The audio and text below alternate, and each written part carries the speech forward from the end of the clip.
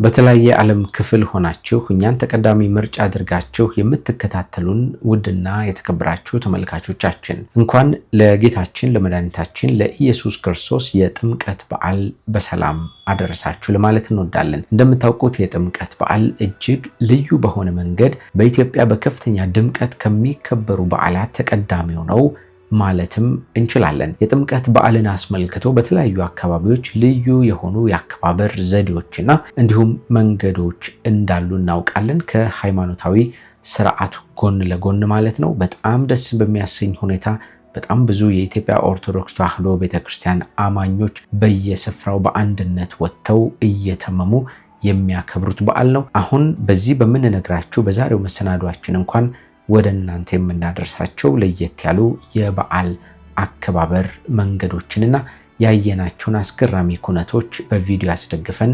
የምናሳያችሁ ይሆናል። ከዚህ በተጨማሪ በዚህ ቪዲዮ ላይ ከምናካፍላችሁ መረጃ መካከል ተወዳጁ ማስተር አብነት ከበደን የሚመለከት ነው። በጎ አድራጊው ማስተር አብነት ከኢትዮጵያ ተነስቶ ወደ ውጭ ሀገር ሄዶ በሌላኛው ደረጃ የሕክምና መንገድ እየቀጠለ እንደሚገኝ ነግረናችሁ ነበር። አሁን ደግሞ ወደ ቀዶ ሕክምና ክፍል ገብቷል ተብሏል። ወደ ቀዶ ሕክምና ክፍል ከመግባቱ ቀደም ብሎ ታዲያ ያስተላለፈው ልዩ የሆነ መልእክት አለ። አንጀትን በሚበላ መልኩ ያስተላለፈው ይህ መልእክቱ ለሁሉም ኢትዮጵያውያን ጥሪ የቀረበ ሆኖ ተመልክተነዋል። ማስተር አብነት ያስተላለፈው ይህ መልእክቱ እንዴት ያለ ነው?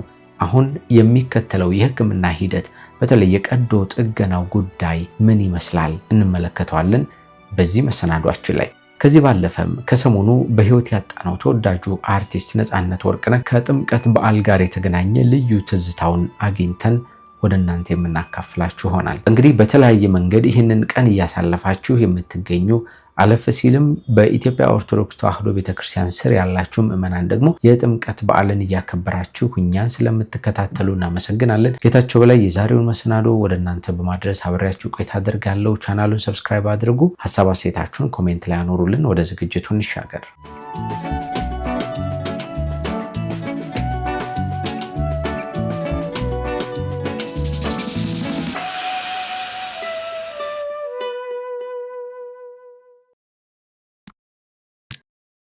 በመግቢያችን ላይ ጠቀስ ለማድረግ እንደሞከርነው የጥምቀት በዓል በተለያዩ ቦታዎች በልዩ ክንዋኔ ይከበራል። ዛሬ ታዲያ በማህበራዊ ሚዲያ ላይ እጅግ አስገራሚ የሆነ አንድ ቪዲዮ ተመልክቻለሁ። እንደምትመለከቱት የእስልምና እምነት ተከታዮች በጥምቀት በዓል ለሚወጡ ምዕመናን ዳቦ አዘጋጅተው መንገድ ላይ ቆመው እያቀረቡ ይታያል። ይህም የኢትዮጵያዊነታችን የአንድነታችንና ተከባብሮ የመኖራችን ምስጢር መገለጫ ሆኖም ተመልክቻለሁ። እጅግ ካስደሰተኝ ነገር መካከል አንደኛው ይህ ነው ማለት ነው። ይህም የጥምቀት በዓልን እጅግ ካደመቁት ቪዲዮዎች መካከል አንዱ ሆኗል። በሌላ በኩል ደግሞ በዚሁ በጥምቀት በዓል አከባበር ላይ ተወዳጇ ተዋናይት ማርያማዊት አባተ እጅግ ደስ በሚያሰኝ ሁኔታ እሷም ለምዕመናን ጸበል ጻዲቅ አዘጋጅታ ለሚያልፉ ሰዎች ሁሉ እንዲህ እያቀረበቻቸው ትታያለች። በጣም ደስ ይላል። ይህም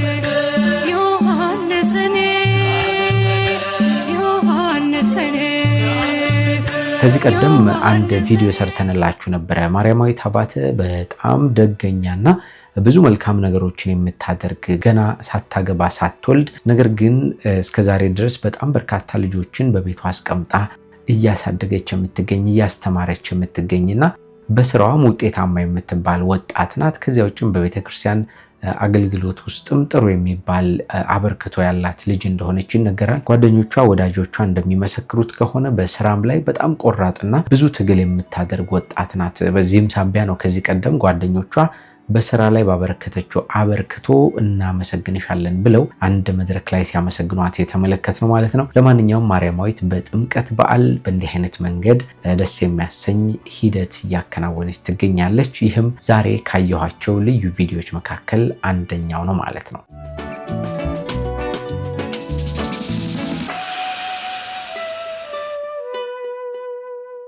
ሌላኛው ግን የጥምቀት በዓል ሲመጣ እንደምታውቁት በተለይ በመጽሐፍ ቅዱስ ታሪክ ውስጥ በስፋት የሚነገረው መጥምቁ ዮሐንስ አንዱ ነው። መጥምቁ ዮሐንስ ኢየሱስ ክርስቶስን ያጠመቀው አባት እንደሆነ እናውቃለን። በቤተክርስቲያንም ትልቅ የሆነ ስም ያለው ሰው ነው ማለት ነው። ይህንንም ለማስታወስ አንድ ወጣት በእንዲህ አይነት መንገድ በጥምቀት በዓል ላይ ሰርቶት ተመልክተናል። ተመልከቱት። እኔ የማጠምቃቸው በውሃ ነው፣ ነገር ግን የጫማውን ጠፈር ፈታ ዘንድ እንኳን የማይገባኝ ከኔ የሚበረታ ይመጣል።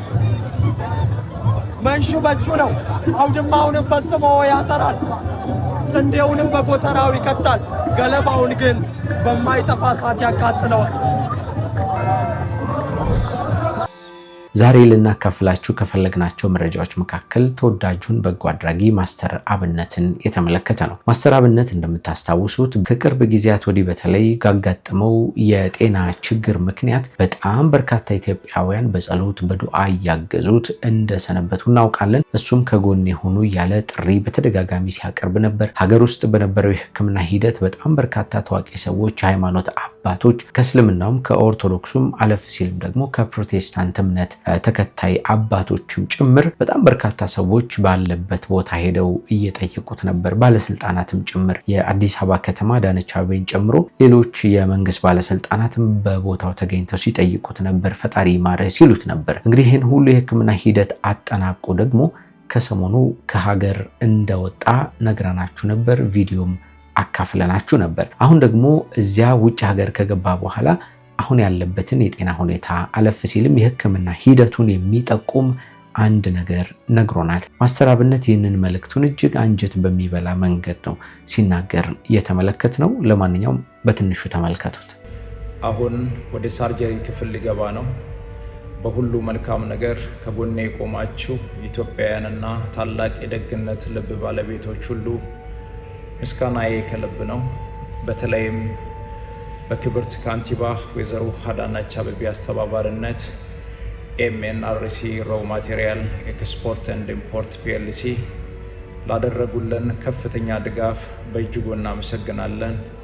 ሁላችሁም ክብርት ካንቲባ ወይዘሮ አዳነች አቤቤን እንድታመሰግኑልኝ ይጠይቃለሁ። ስማችሁ እዚህ ያልተጠቀሰ የጭንቅ ቀን ወዳጆቼ ሕክምናዬን እንደጨረስኩ በታላቅ ምስጋና ፕሮግራም እንደምንገናኝ እምነቴ ሙሉ ነው። ደጉ የአገሬ ሕዝብ አሁንም በጸሎታችሁ አትርሱኝ። አመሰግናለሁ።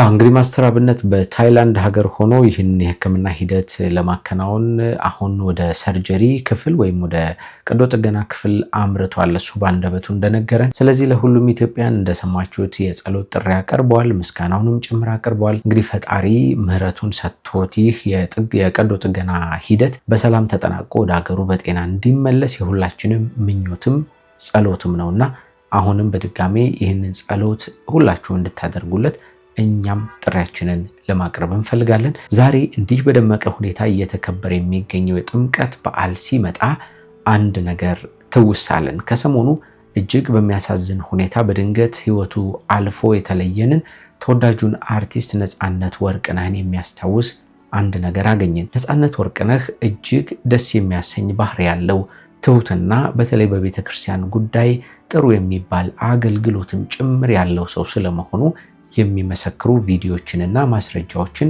እንዲሁም ጓደኞቹም ከተናገሯቸው እየተረዳን እንገኛለን። አሁን ደግሞ የጥምቀት በዓልን ስናስብ ነፃነት ከዚህ ቀደም በጥምቀት በዓላት ላይ ሲያደርግ የነበረውን ክዋኔ የሚያሳይ ይህንን የመሰለ ምስል በማህበራዊ ሚዲያ ላይ እየተጋራ ይገኛልና እጅግ የሚያሳዝን ትዝታንም የያዘ ነው ማለት ነው። እንደምትመለከቱት ነፃነት የጥምቀት በዓል ላይ እንዲህ መንገድ ላይ ቆሞ እየጠረገ ታቦታቱ የሚያልፉበትን ቦታ እንዲህ እያጸዳና ክብር እየሰጠ እንመለከተዋለንና ይህም የነበረውን መልካም የሚባል ስነ ምግባር የሚያሳይ ነው ማለት ነው። ከዚህ በፊትም በመረጃ እንዳካፈልናችሁ ነፃነት ወርቅነህ እጅግ ደስ በሚያሰኝ ሁኔታ ቤተክርስቲያን ለመገንባት ለማደስም ጭምር ቃል ገብቶ የነበረ መሆኑን በተለያየ መንገድ ሰምተን ነበር ከሰሞኑ። ከዚህ በተጨማሪ በሚያገለግልባቸውና በሚኖርባቸው አካባቢዎች ላይ የሚገኙ ቤተክርስቲያናት ላይ እንዲህ ቤተክርስቲያንን ቅጥር ግቢ የቤተክርስቲያንን ወለሎችና ግቢዎች በማጽዳት በማገልገል ልዩ የሆነ አበርክቶ የነበረው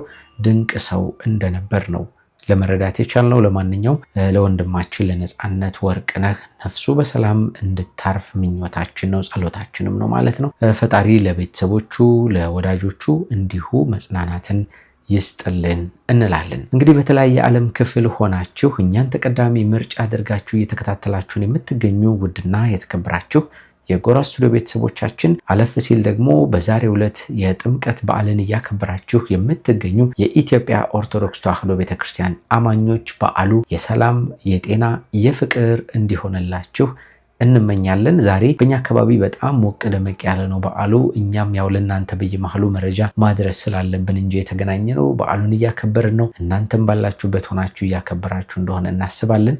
ለማንኛውም መልካም በዓል ይሁንላችሁ። ጌታቸው በላይ መሰናዶውን ወደ እናንተ እንዲህ አድርሻለሁ።